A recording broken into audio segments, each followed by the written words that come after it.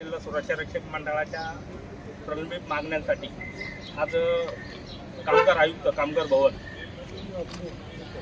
इथे तीव्र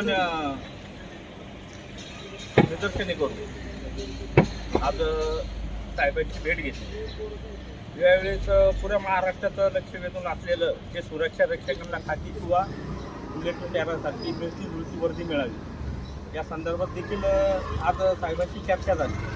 यावेळी त्यांना देखील सांगितलं ते मीटिंग झाली लवकरच वर्दी चेंज होईल। म्हटलं आम्हाला आश्वासन नको आहे, त्याच्यासाठी आपण पाठपुरावा करा, आपण मीटिंग लावा।